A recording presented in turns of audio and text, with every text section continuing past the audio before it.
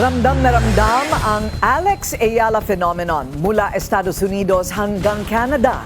Pati kasi ang venue at food menu sa Canadian Open may mga pagbabago dahil sa dami ng kanyang mga taga-suporta. Yan ang agenda report ni Erica Christensen.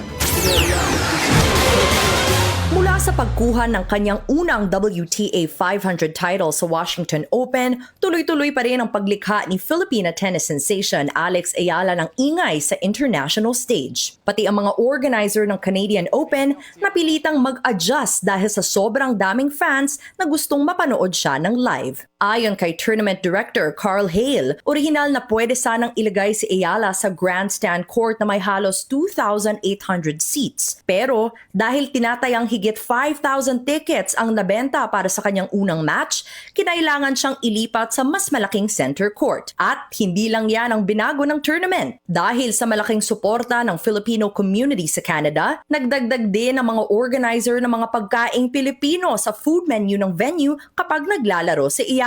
Aminado si Hale na sa lahat ng taon niyang nagtatrabaho sa tennis, ngayon lang siya nakakita ng isang manlalaro na nagpa-adjust pa ng food offerings dahil sa dami ng kanyang taga-suporta. Kwento pa niya, ilang buwan pa lang bago magsimula ang torneo, tuloy-tuloy na ang mga tawag mula sa mga Pinoy na gustong malaman kung kailan, saan at sino ang makakaharap ni Ayala at nang i-anunsyo ang oras ng kanyang unang match, halos agad na ubos ang mga ticket para sa Wednesday night session. Sulit naman ang hype dahil nakalusot si Ayala sa kanyang unang laban matapos talunin ng Amerikanang si Alicia Parks sa scores na 6-1, 4-6 at 6-2. Pati si Coco Gauff, pinuri ang epekto ni Ayala sa sport. Just see a nation and of people who maybe don't always feel represented in this sport really see themselves out there.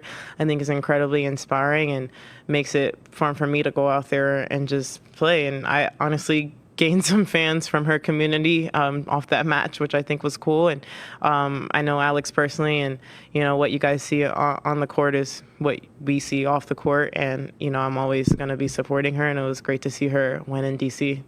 Sa susunod na round, makakaharap ni Ayala ang Amerikanang si Katie McNally. Kapag nagwagi siya, posible niyang makatunggali ang Olympic champion na si Belinda Bencic sa quarterfinals at maaari ring maharap si Coco Gauff sa semifinals habang tuloy ang kanyang hinahangad na isa pang malalim na tournament run. Para sa agenda, Erica Christensen, Bilyonaryo News Channel.